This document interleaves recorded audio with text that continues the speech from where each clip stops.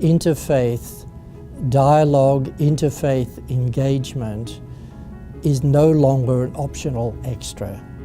It is so essential that it is a matter of life and death. Literally, people's lives are at stake if we allow the ignorance and the fear to continue.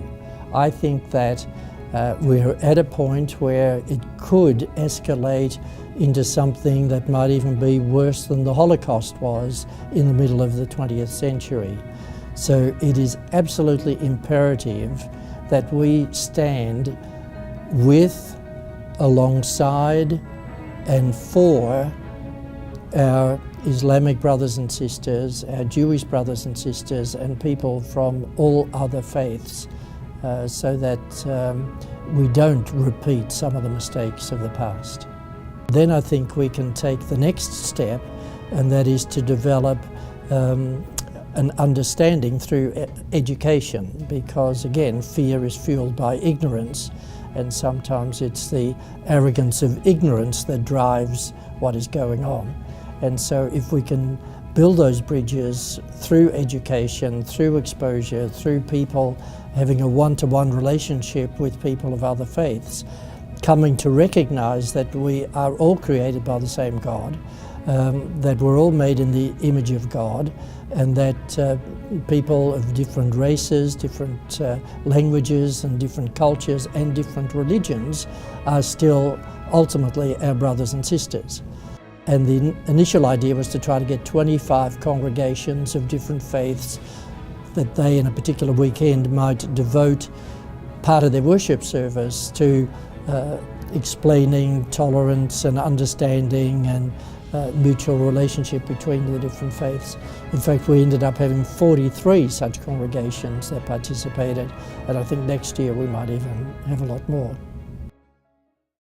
And I was a professor of the history of Christianity, but then I did a second doctorate in archaeology and have spent a lot of time in Turkey. So I speak a tiny little bit of Turkish and was very interested to know about the Turkish raindrop house, and met some of the people who were involved in that even before I became the Executive Director of the Oklahoma Conference of Churches.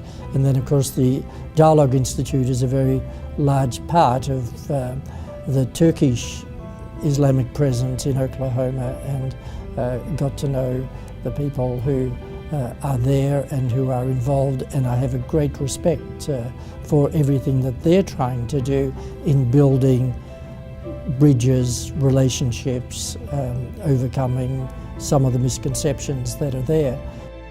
One of the things that is so wonderful about Turkish people is that when you meet them and you spend a little bit of time with them, it is not that you have become an acquaintance, you have become a long-time, lifelong friend. It's almost that you become part of the family. So I think the level of relationship that is built with the Turkish population particularly is that you are received so warmly, so welcoming as part of the family.